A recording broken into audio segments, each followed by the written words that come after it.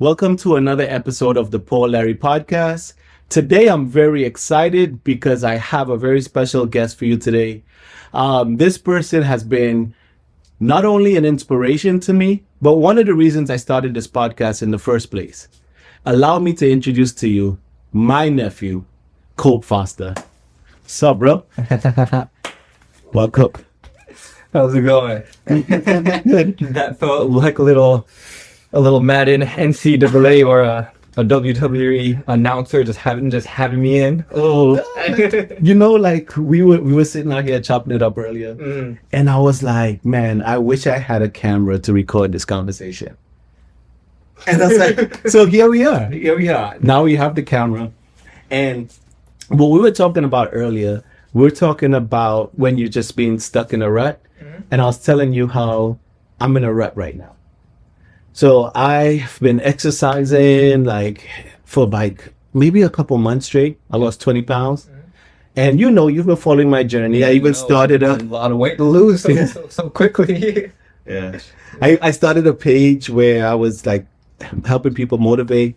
And for the past about 3 weeks or so, I have no exercise. Haven't touched my page about exercising. I did nothing, and I'm stuck in a rut. And then you were sharing with me, you've been there, and things that you did to get out the rut. So let's just continue with that conversation and chop it up. Yeah, well, as I was saying, the biggest thing I did was a change of environment, because I got to the point where things became so stressful. I was just always in my own mind, in my own head, that I thought the only possible thing I could do was just get out of the places that were keeping me in such a stressful mindset, and to go somewhere fresh, and that way attach what I was having a hard time doing to this new location. Well, what was that rut for you like? Can you maybe explain to the audience, was it like a week, or what were you doing, and what did you feel like the rut stopped you from doing? So for a month, I'd say, I had burnt out from everything I was doing, down to the podcast, to modeling, to school, down to content creating on TikTok. It all just burnt me out after a while. But for my audience, and I don't mean to cut you off, I think I didn't do Colte justice on the intro, but just so you know, Colte has a podcast, a Vivid podcast. Colte does modeling. Colte does social media. Colte also goes to school, and Colte also works. What would you do? So for the burnout, did you stop doing everything except for school? No, even school. I stopped doing everything. Wow. And I'm a person who takes everything extremely hard. If I'm not doing what I believe is to my fullest potential. So you're hard on yourself. After this burnout, a lot of people, including you, because I came to you first about it, told me to listen to my own body and just relax for a bit and to rest up. Yeah. And so I did for 3 weeks to a month. And after that, I got to a point where I was like, you know what, break time is long past. It's long past. I have to get back to building my life back up. Yeah, because I think even for me, exercising, 3 weeks could be the difference between gaining back that 10 pounds you lost. You know what I'm saying? Yeah. Or for you, what were you feeling guilty? Extremely. Something we talked about earlier that I thought was really interesting. We talked about the avoidance when we were in the rut. Yeah. And you related to me because I said to you, I said, Colte, I don't look at any exercise videos. I don't even open my exercise page. I just avoid anything. I don't go to the garage with my gym equipment. And you said you had a similar... Yeah, I did not touch my podcast site.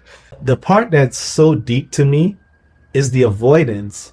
What about our brain causes us to avoid, I don't want to see it? In other words, I want to be so far away from exercising. I want to be so far away from the podcast to where you can't even look at it. You have any idea or any theory as to like why our brain does that? And it's what I mentioned a bit earlier. It's about your brain. When you're doing like, you know, these things that you're really into for a while, it's because in your mind it's appealing to you. It stimulates your mind. Yeah. And your mind can't get enough of that pleasure, of that stimulus. So when you're really into it and really enjoying it, it's that easy to get into the habit of just always doing that. It's the same thing with even forming your bad habits. If your mind is constantly getting pleasure and stimulated from a good or a bad habit, you're gonna constantly want to keep on subduing into that act. So you're basically saying, like, let's say I start a good habit of exercising, 4 months, and then I get that crash, that burnout. So you're basically saying I'm just going back to an old habit. Exactly. So everything is habits. Everything is habits. Even the act of not doing the good things that you change and you try to create new habits, when you crash, you don't crash and give up everything, because we have this delusion that, oh, we're just giving up everything. No, you're not giving up everything. You're just going back to little subtle tiny hints. Like I'm sure a habit. What's the first thing you do when you get home? Do you take off your shoes? Do you put your keys down? Sometimes just grab the phone and like scroll. Boom, habit right there. This is the first thing you do, and your mind knows that. And the moment you step foot into the house, your mind likes to repeat the habit that you're always doing the moment. It may be heading straight to the refrigerator. Could be that. I mean, even when you were setting up the podcast, you may not even see it, but I'm sure you set it all up in the same sequence that you always set it up. Yeah. Maybe you get the computer first, and then you go and get Yo. Yes. Everything is just a habit. Your mind has. Even the way I put on my clothes. Your mind has a set sequence of how you had did something the first time, and the first time you do it is like that little platform. That's your foundation. And once you do it once, your mind knows, okay, this is how I react when I'm in this situation. This is how I react when I'm going to do this certain thing. And when you go to do it, you find yourself repeating subtle movements, subtle putting things together, even sitting down in the same chairs. A habit of yours is coming out here every morning, drinking coffee or tea. And this is my seat, same chair, every time. No, one thing you said that was so deep. When you talked about habit, right? And I'm keep trying to figure out, like, when we're in a slump, and we said why people get in a slump, right? For you and I was stress, overwhelm, overload, so much to do that your brain just says, shut it down. Clouds everything. Right? Even what you find appealing. Right, what we found appealing. So our brain is protecting us by saying, let me go back to a habit that we enjoyed. It may be doom scrolling. It may have been hitting that refrigerator every 5 minutes. It may be laying down in bed. It just defaulted to an old habit. And that is like kind of the definition of like a coping mechanism. Anytime something, let's say, you know, we were so stressed with everything, what was appealing That's the neighbors. Don't mind them.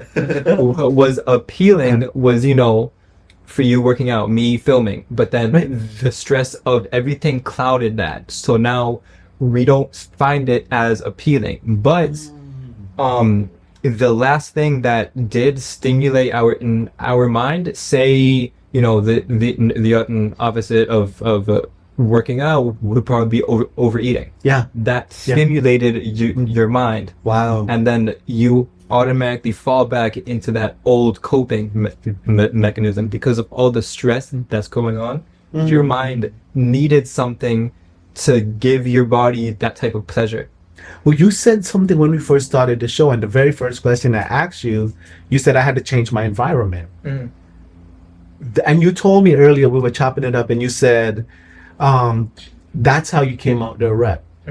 And you talked about a place that you go, like a garden. Yeah. Can you explain to the audience what you shared with me today? Because that really helped. What it is that, say that you always have a designated area for me record. I always had a designated area to record, a designated area to work on my next episode. And when I got in that rut, and I would go into that same position to try to start again, I would keep on failing. So I did. Wait. So when you say that again, when you go back to the same area, when I tried going back to the same area to pick up where I left off, I couldn't. I was sitting there trying and struggling, and I couldn't think, or I couldn't write or research or anything. What about your motivation? Gone. No motivation. Gone. At this point, it isn't me being like a motivation to do anything. This is me telling myself, okay, I've been lazy for like a month now. Right. I have to start back. So this is me kind of pushing and forcing myself to get back into my routine, but I couldn't. So to get into your mindset, you're down for a month. You know I need to start back. And you're trying to get back. For me, trying to get back working out, trying to get back in the gym, but it's just not there. So what did you do to overcome that? I attached what I used to do there, research, write, think for my next topic. I attached that to a new location. Because now at this point, being in the old spot where I would work on my episodes, that overwhelming stress from before that clouded that now came into that space. So that space isn't for me. I can't ever go back to feeling free or like open-minded to think fully about my next topic. And you're talking about a physical location. Yeah, I'm talking about a physical location. Because if you attach a habit to a new certain spot that has zero past with you, as I said, the first thing that your mind ever does, you will constantly repeat. So say I go to a park bench, and this is the first time I'm going to this specific park bench. Now, if the first thing I do is maybe pull out my notebook and start to jot down thoughts for my next episode, or just to journal even, the next time I go to that park bench, that's going to be my instinct to just pull out a book on that bench and just jot down or think. Whatever the habit was. And that helped you? That helped me extremely. And as soon as I did that, everything followed back into that old routine, but with tiny changes. Big changes for me. When you start back, I text you and I'm like, do you get a new camera? Like it's different. The visuals were different. The messaging were different. Your posture was different. There's like a new energy. Yeah.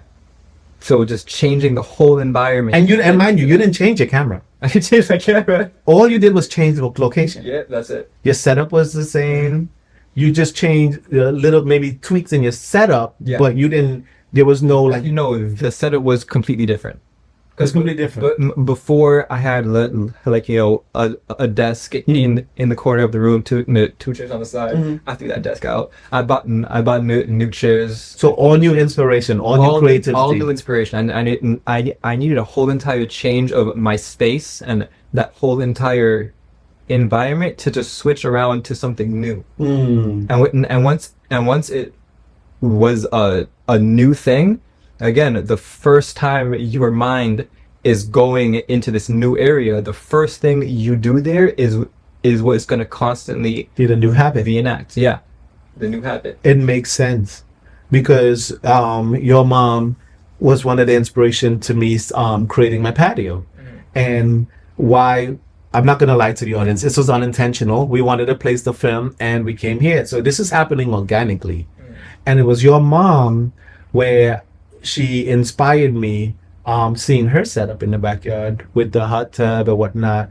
Just a place to go within your own environment to help you decompress, a place of peace. And one of the things I did when I first set up this patio was this is a place that I go, that I use even in my therapy with my doctor. She was like, go to that place that you need to go to get your mind right. And for me, it's the patio. But I say all that to say this. When I first set it up, the first thing I did was I sat in this spot with a cup of tea and put my foot up. And that feeling repeats itself even till this day. Here's where I come. This seat is where I come. My feet go up with a cup of tea. This is your comfort.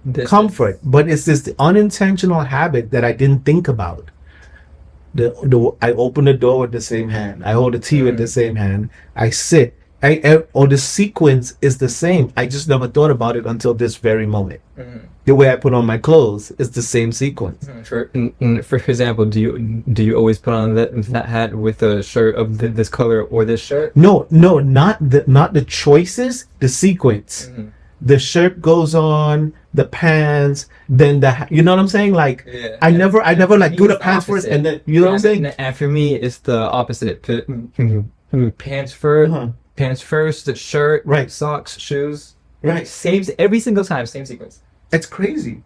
But then to take that into forming, and remember, we're talking about getting out of slumps, because slumps are so dangerous. Anyone that's watching this that's on a weight loss journey, they know how dangerous a slump can be. Because, like I said, a slump can all your progress. All your progress. Another thing is, if you struggle with depression, slumps, because I think everyone have times and moments where they get depressed. But I think that a slump can easily put you back into a depressive state. Because I even found myself feeling depressed in this slump. And I caught it. I caught the tendencies of depression, which is no motivation, just wanting to watch shows and not do anything. And what you say make a lot of sense. I would not even want to look at the garage where I have the weight training equipment, right? And even when I see it, there's no motivation. I don't want to stare at it. I don't want to look at it, because maybe guilt. Maybe there's guilt there, right? But then attaching new habits and creating new habits to environments, process, just the way you can, and it's kind of like tricking the mind, I would say, or no? Not tricking the mind, just a new development, really. A new development. You're also switching what you get, enjoyment from to something else. For example, if you were like an ex-smoker or something, before, their way to relieve stress was to smoke. But if they ever like were trying to stop that, it's not that they're addicted to smoking. They're addicted to getting that release of stress. So you don't really have to smoke. You just have to find a way to relieve your stress. That's crazy, because I had a conversation with someone and we were talking about weed, and they were like that all the judgment and the stereotypes people have about me smoking, they don't understand how much it helps me with my anxiety and how much it calms my nerves. And then they said, they was having a conversation and they were saying like the weed just gives them so much mental clarity. And I remember saying to them in that moment, because this has been my experience, does the mental clarity come from the weed, or is the mental clarity coming from the calm nerves? In other words, if you find way to get those nerves under control, you get that mental clarity. We just happen to be the thing that gets those nerves calm, that gets you to that mental clarity. And a lot of times we focus the clarity to the weed or to the pill or to the thing when it's the nerves. It's your nerves. It's your nervous system. And it reminds me of a saying, how it's not about the destination, it's about the journey you take to get to that destination. Everything you choose to do to get to where you have to be is in your own control. Wow. So if your way to getting to mental clarity is smoking, that's your choice. But if you have the discipline to tell yourself that this is getting bad, I have to find a new way, a different way, or a better way to get to that clarity, maybe you can start to work out. And maybe while working out for you, that's your clarity. Or maybe sitting in silence for like 10 minutes is your clarity. Writing, even walking. Wow. You know how much that just spoke to me? Because let's go back to being in a slump. For me, like the person that needs the weed to get the calm nerves, when I'm in a slump, what gets me out of the feeling of being overwhelmed might be doom scrolling.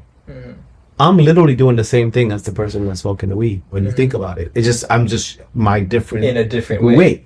And I wonder too, if then the fix that I'm getting, and I call it a fix because I'm stressed out, and these are the things that kind of relieve the stress and the feeling of overwhelm.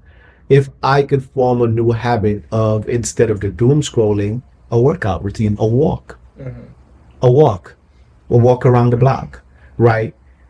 And to create that new habit that, hey, I'm feeling overwhelmed, instead of I need to scroll, I'm feeling overwhelmed, I need to go for a walk.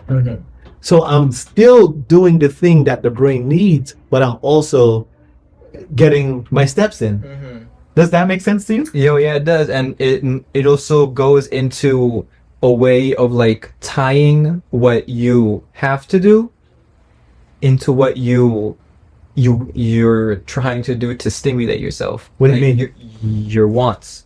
If you tie in, like for example, say you have to work out because you're trying to lose weight. You have to do that, but instead you want to watch TV and just chill. If you tie it into, okay, how about I work out and I watch TV? You're going to get that same stimulation by doing the enjoyment what you want, while also doing what you know you have to do. Yeah. And 100%. 100%. And I think it's a mindset, because like we got the walking pad that we could set up in front of the TV, and I could literally do that if I choose to. But being in the slump, your brain blocks you. And one of the things that you helped me with this morning is just finding different techniques and ways when you're in the slump. One, it would be great to prevent the slump, but two, I think the slump is necessary. It might be your brain telling you, I'm overwhelmed, I'm overstimulated, I'm overstressed.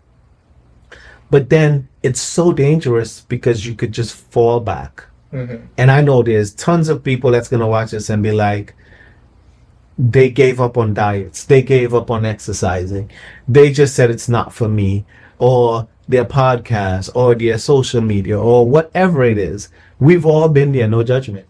But the people that push through, they're not any more special.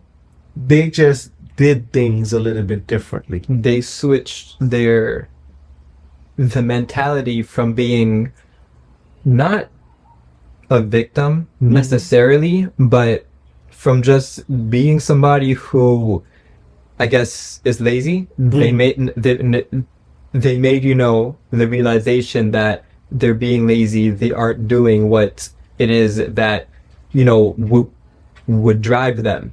And that's where the discipline comes in to make that change for yourself. Because if you don't do it, nobody else is going to do it for you. You know, it's true. You know that you have to get this done, and it's not going to happen if you know you keep on going to the couch, or you keep on going to the kitchen and keep on staring at TV or stress eating. You have you know, the self discipline to tell yourself, I have to go. Yeah. I have to step on the gas. I have to go and do this to get whatever it was back on track. Yeah. No, you're 100%. And that's intention. That's intentional. In other words, there is no magic pill to get out of a slump.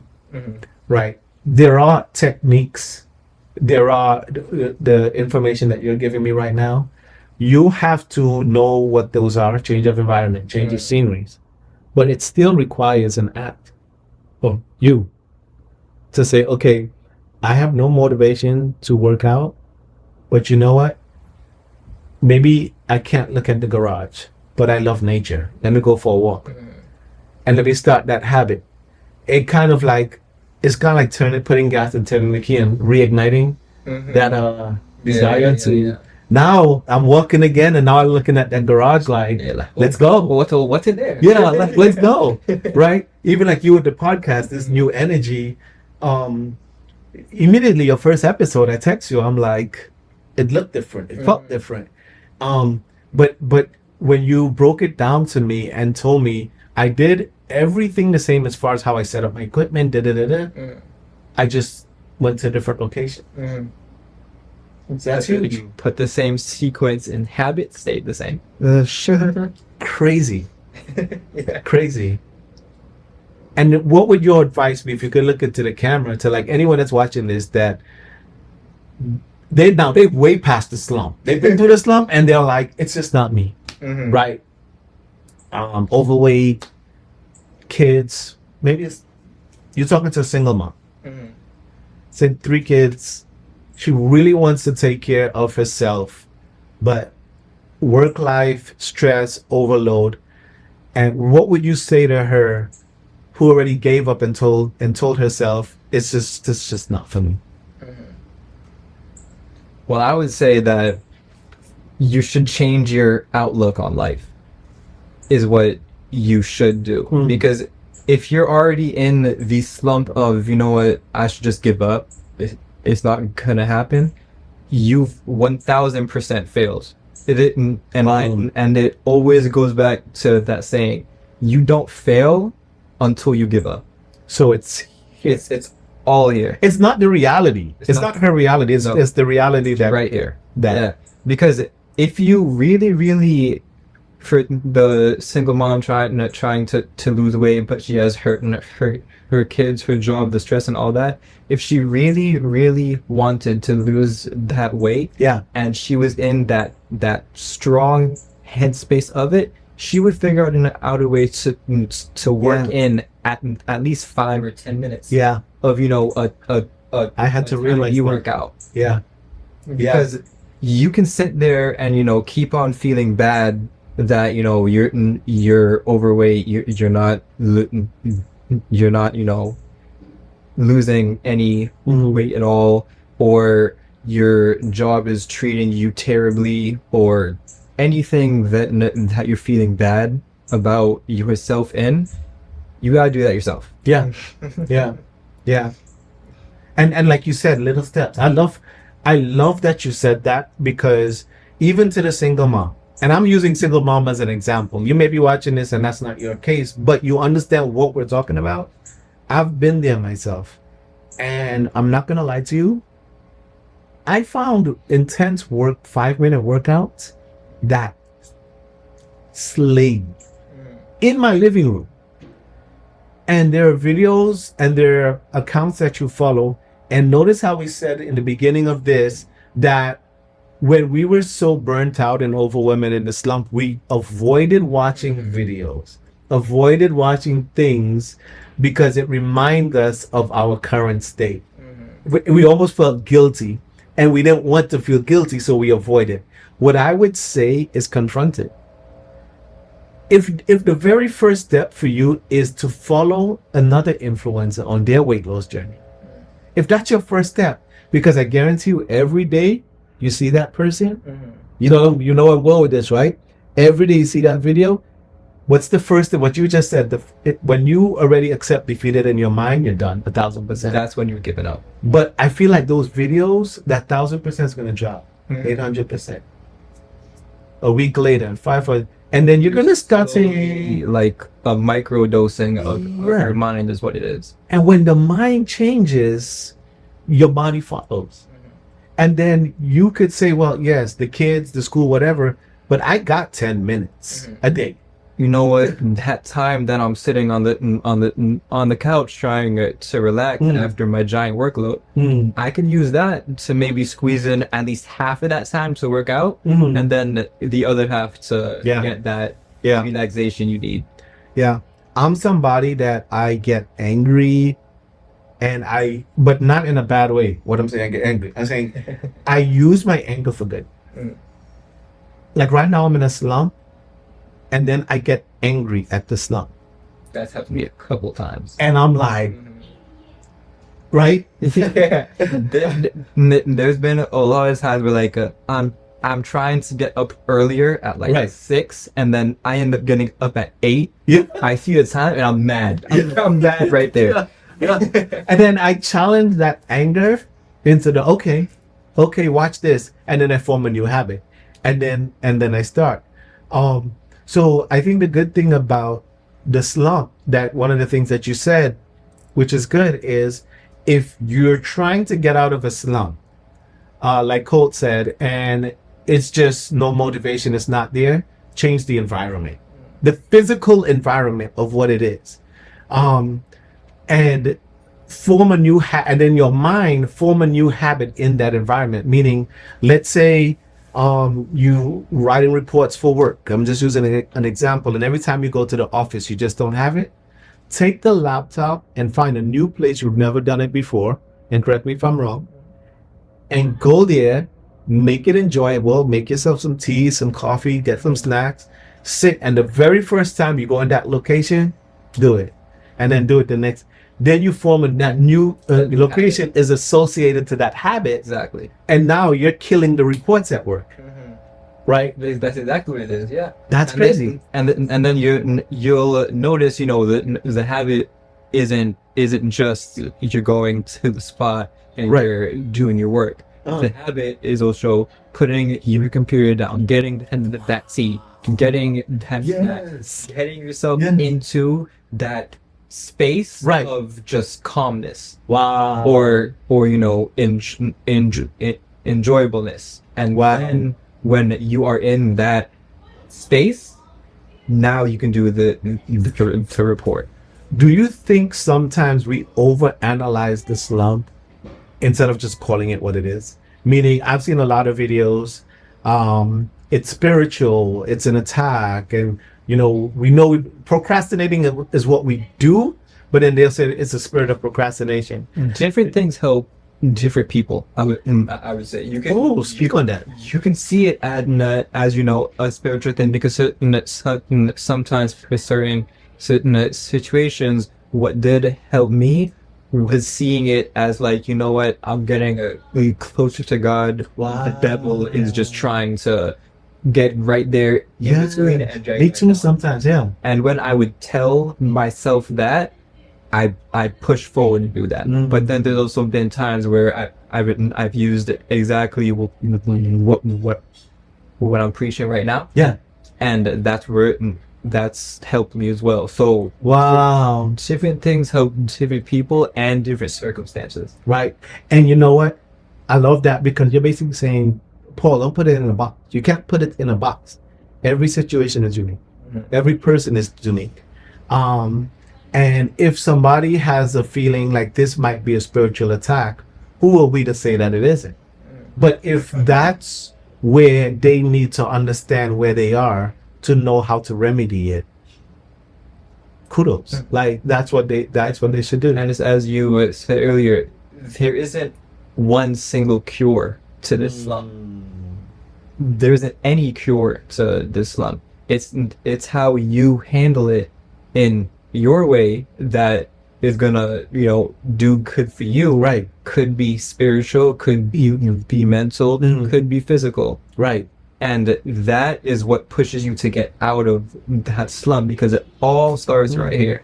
And the path that you choose to take to bring you out of that slump is entirely in your decision. How big is community? Like community, friends, family, a network of people. Giant. I sit and I talk about this. I feel like I over talk about this on my podcast. Let's get into it. You're on the show. So friends, family, co-workers. I mean, I'm sure you've been in spaces where you hate the space you're doing your work in because of a certain coworker. Oh yeah. 100%. And I'm sure you had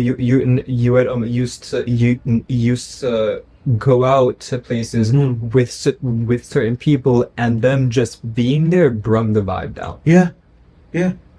People's energy can affect a whole room. Wow. You yourself, you could be that effect to the whole room. Maybe you coming in from work, and I know a lot of people do this. They bring their work home with them. Yeah. So if something at work upset them, and they're in that terrible energy from work, and they come home to happy family. Your kids are eating and watching TV. Your wife is, I don't know, in the kitchen or she's sleeping or something like that. Everybody gets silent the moment you step right through the door. Yeah. Because you brung that energy back into a place that is supposed to be safe. Wow. Your home is supposed to be safe. Wow. And then people are not kind of free to have it. It almost like if you walk in and then people are sort of a little bit on eggshells, kind of like. Yeah. And that's in the case if you are that person that is changing the whole vibe of you, because you could also be the person who as soon as you come in, the party starts. 100%. And even where we're going with this with community, why that's so important. Your slump doesn't only affect you. You could be in that slump and think like it's just like I'm going through something, but if you're a father, if you're a brother, if you're a sibling, if you're whoever you are within your community, your house, you being in a slump affects everyone around you. And it's crazy to think, because I internalize me like not getting, not exercising and stuff. I'm not realizing that they've been watching my weight loss journey. But they're probably watching to see if daddy's going to continue or if daddy's just going to give up. I never thought you about lead by example. What they see is what they think is okay. So if you're, on this giant weight loss journey, and all of a sudden you're in a slump and you're, avoiding going to the gym and working out. Right. Your kids see that lack of commitment. Wow. And eventually, over time, they think that that's okay. Yo, I want to get up and start some jumping. But that's my greatest motivation, aside from me just wanting to get healthy, is to be the leader for my children. I want to walk my daughter down the aisle. I want to play with my grandkids, right? So to get complacent now and then not just go and get in the slump and let it overpower, I got to realize how it affects the community around me. Another thing, since we're talking about community, is how big is it to have a good network of community when you are in a slump? People that you could reach out to, or people could see that you're in a slump and say, hey. And I think it's a very important thing. which is why I kind of like fit in Facebook groups. Yeah. Because you can find a community of, Listen to this. you can find a community of, say you're in a spiritual slump. Right. There are a million Bible groups on Facebook, and if you join that and you slowly read, if that the microdosing we were talking about. You put me onto Facebook groups. And if you don't know what those are, you probably heard of Facebook groups. But I'm telling you, go to Facebook, go on the search and type in whatever it is, and then click groups. When I started this podcast journey, outside of you, it was, I'm kind of lonely because I have a lot of influencer people in the family, but like to say a podcast, you are the person for me that I was inspired by. But then you told me about the groups, and then when I go on my Facebook page, I see other people doing what I'm doing, trying what I'm doing. And I say that to the audience to say this: whatever that thing is that you're slump, maybe just join some groups, because it will come up on your feed maybe while you're in a slump.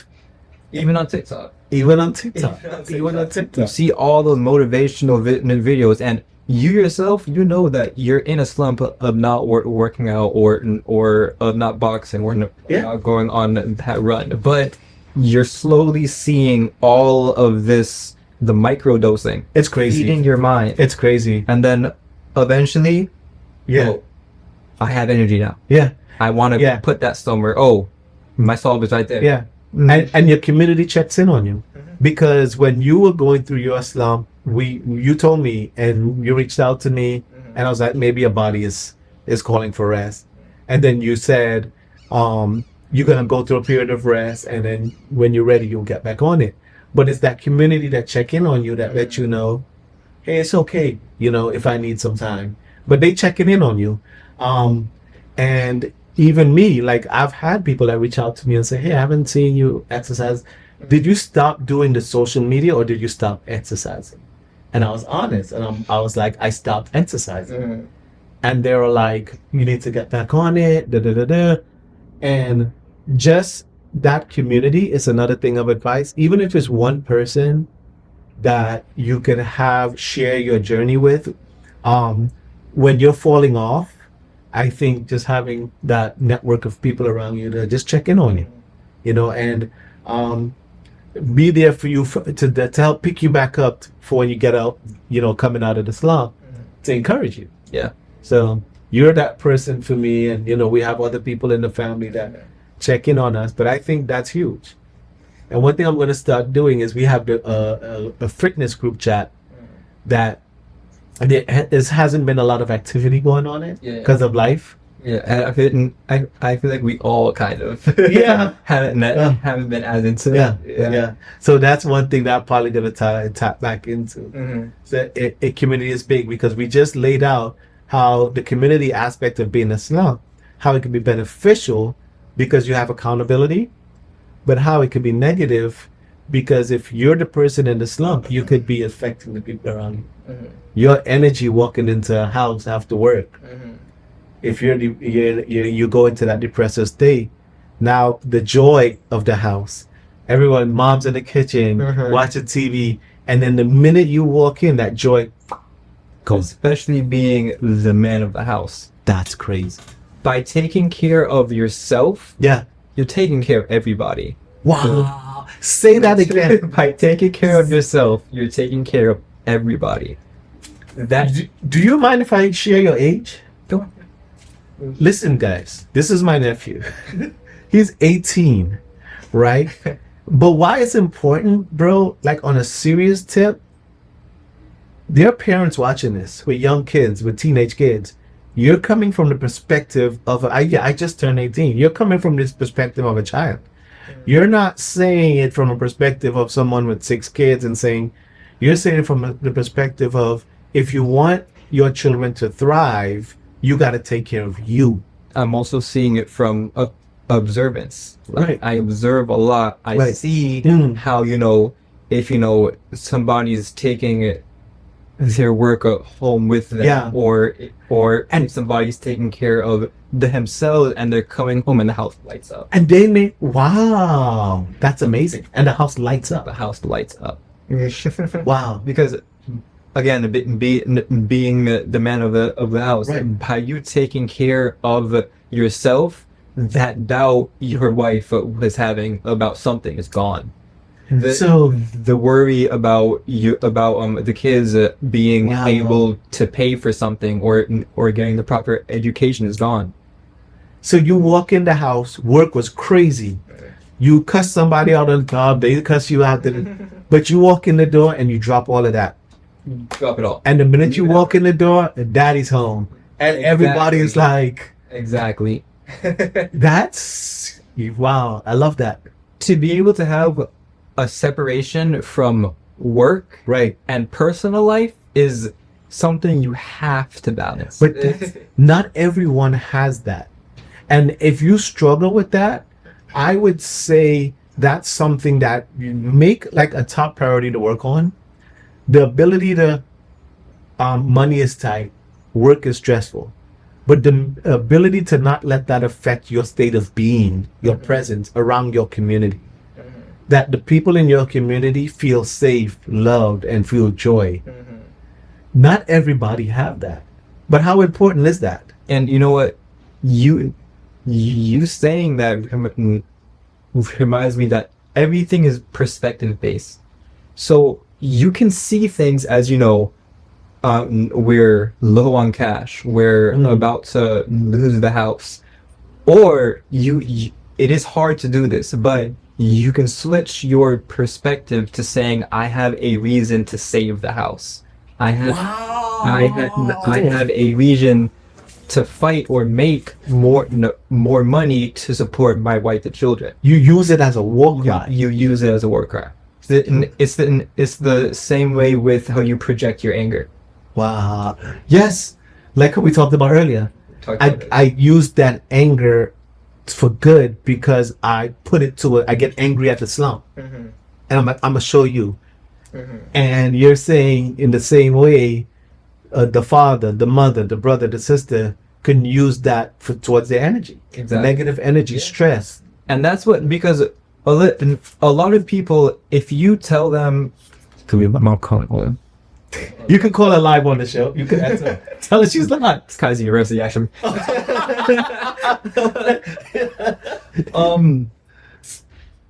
A lot of people when Kai's University. Oh, you're about to graduate.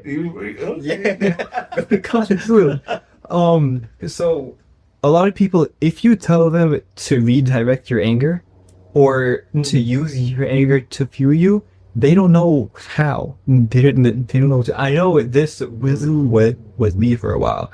People would tell me to use this anger I have in me and use it to fuel myself. I'm like, how do I use my anger to fuel myself? And then I made the realization that it's not the anger, it's the way I'm seeing the anger that is affecting how I'm reacting. So say the thing that has me completely angry is that I'm not making enough money to support me and my girlfriend.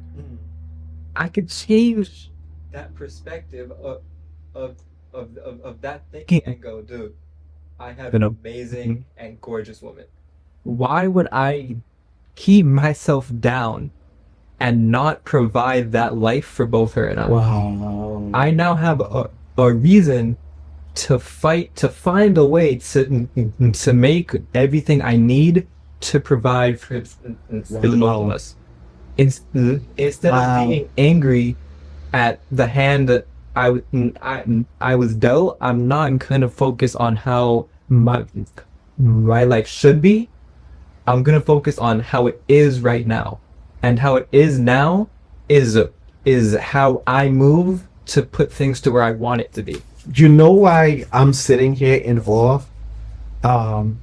You being my nephew. I'm not in, I am in awe at your words, but I don't think the audience could fully get an understanding of why I'm in such awe, because the words you're saying, it follows your story. When you're saying, instead of saying the hands that I'm dealt or what I have, and using that to validate everything negative, you change your perspective and you basically saying, I'm going to use this as fuel for what I want to fight for, who I want to fight for. And I say that really because I know you, I know your story. When you started a podcast, what inspired me is when you used to have an issue with stuttering, who would go and start a podcast? But you took that and you were like, I didn't use that as something to be like, I'm going to be a mute. Your voice and what you have to say is so important. Your podcast, I think, honestly, should be something that is going viral by now. And I know it will, because what you have to share is so important that you're not going to let anything stop it. So you use that as fuel to fuel your purpose, instead of using it as validation to validate negative feelings. Like that. Something I say a lot is that just because your reaction or action is dictated by what was that word you used? Validate. Yeah. Just because it's validated, doesn't mean that this is the route that you should go down. So the validation is real. The validation is real. Yes, the feeling is real. So, somebody can do you completely wrong, and you let's say you were in the headspace of, oh, I want to kill him. It's completely justified. Yeah, but if you go down that route, what's the end result? Yeah, you're in prison. Your life is ruined. Yeah, but it was justified. Yeah. So it doesn't. So could you say that again? So although the validation is justified, what is it that you just said before that? That you said, yes, just because it's justified does not mean that you have to do it. That does not have to be the route that you have to go, because at the end of the day, everything leads to either something positive or something negative. And our perception, we really dictate how we perceive everything. Exactly. And a lot of times, our validation and our perception comes out of emotional states like fear, anxiety, worry. So we have a fearful outlook, and it keeps us paralyzed. Brain. Yeah. Yeah. Brain. And I'm very open on my show, and I'm very open with my family, and they know my journey. And you guys know that I'm in therapy, a lot of childhood trauma, blah, blah, blah. And I am learning that. And to see like you guys growing up in this generation with that awareness, with that knowledge, I think is beautiful. It's amazing, because you know something? I'm saying all this to say, I get a lot of information in the day and time that we're living in. Doom and gloom. This world is sick. Everything just negative. Politics is nasty. Look at the condition of the world, the wars and this, and it's just so negative. And I was sitting back and I was thinking, if you grew up during World War I and World War II, and God does a miracle, right? You didn't have any say, hey, do you want the life you lived? Or do you want to come and live in today's time? I guarantee you most people will say, let me come now. Microwave, car, the AC. Like, we look at it as we're living in the worst time in the history of the world. And I'm like, this is probably the greatest time in the history of the world where we are in America. Now, there are parts of the world, obviously, where there's wars and things. And we pray for those areas, we pray for those people. But I'm saying in general, those of us in the United States, how could you not look at where we are today, the luxuries we have, and be so happy and grateful? It's perception. You wake up, you put on the news, doom and gloom. Look what this, whether you're on the right, look what the left is doing. Whether you're on the left, look what the right is doing. And every day you're waking up and you're just being fed with negativity. These kids nowadays, they're terrible. And I'm like, no, your generation, it's amazing. So I want to project that onto my kids. Life is not doom and gloom. Life is beautiful. Life is great. And I also think it's selfish. I know I'm rambling because we got to experience love, and we got to experience all these different things and first loves and all these amazing things. And now we have our children and we're projecting fear onto them. No, let them have their loves. Let the next generation, don't project your fear of the world onto them. Let them live. Let them be happy. Because life already comes with its own set of challenges.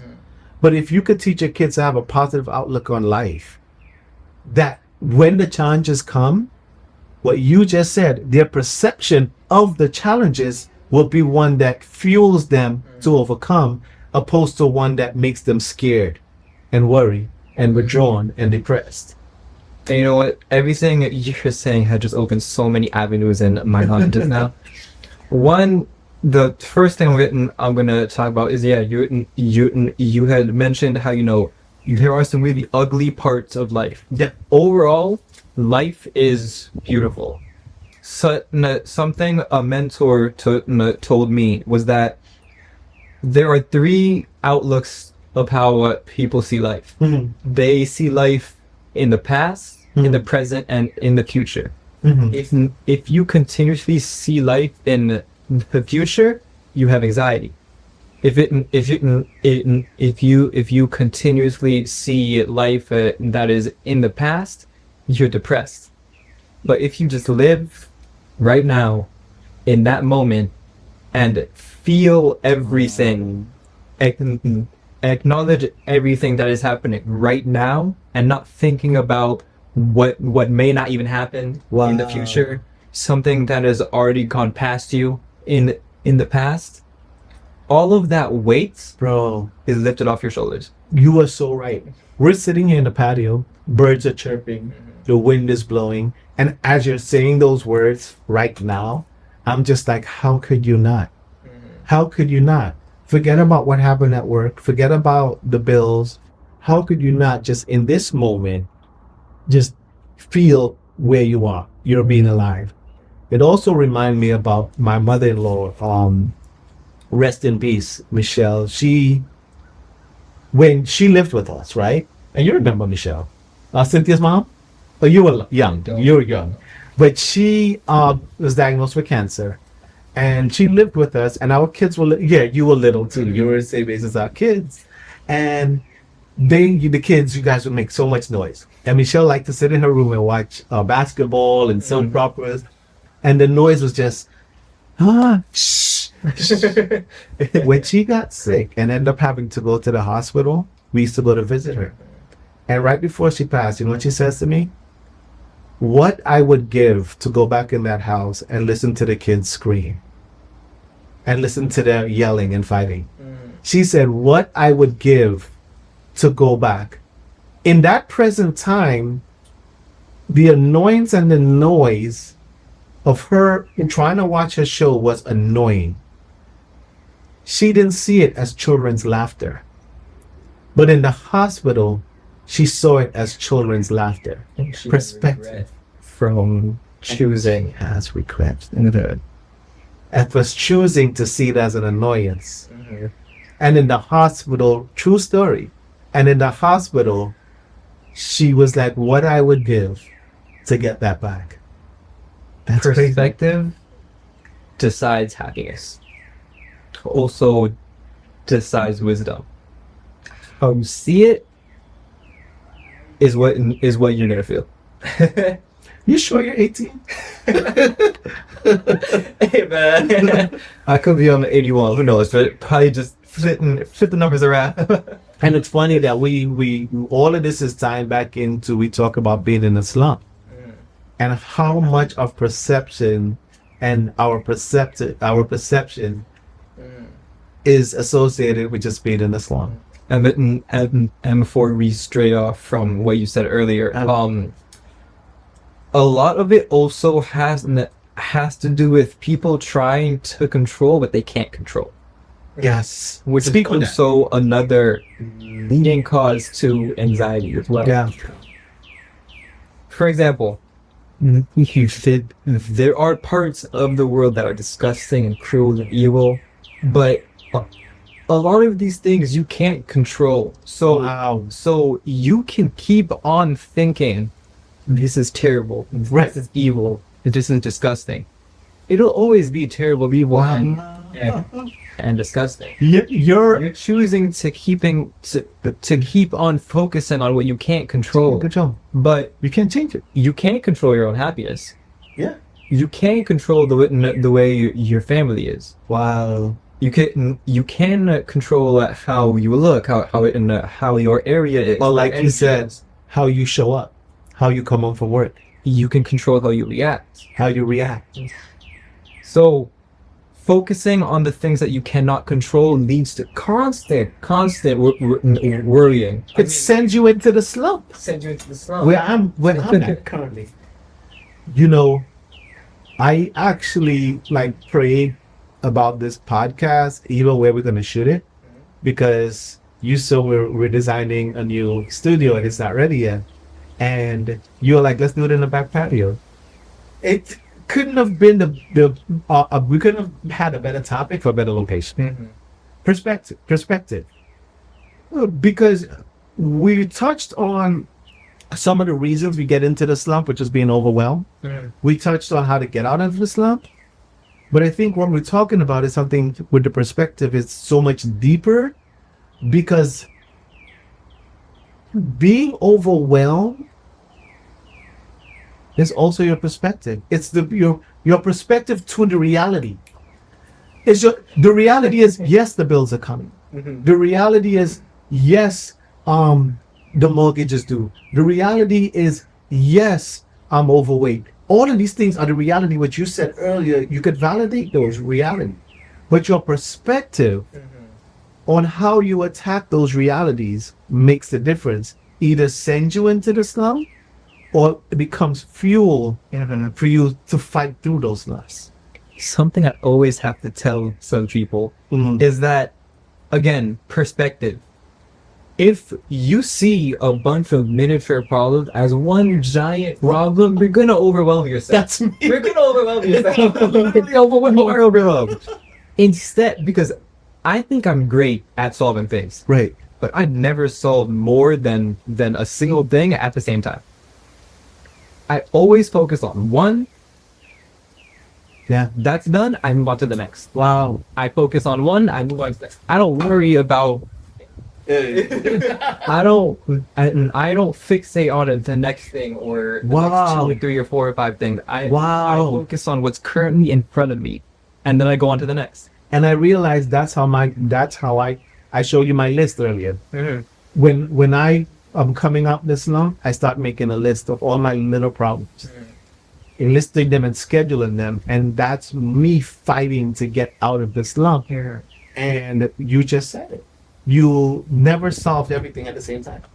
You had to, so maybe you make it a checklist. So I think perspective is key to the original question that was asked about the slump. And it all tied into the brain. the brain to me is magnificent. That's crazy.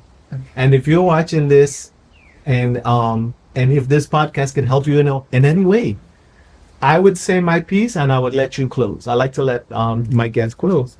Is perspective. Like I said, if you don't follow my podcast, it's your first time watching. I'm not a doctor. I come to you from the perspective of a patient, someone that's in treatment, that's in therapy, that's working through some stuff. But I'm being vulnerable and sharing my journey, not just to help you, but believe it or not, it helps me. It's an outlet for me to process what I learned in each session in a way that I think can be helpful to others, but it also helps me. And the biggest thing I got from my conversation with you is perspective. the location, I call those, like in therapy, they give you different things that you can use, tools. The location is a tool to me. That's how I see it. Yeah, I'm going to use that tool. I'm going to change the location.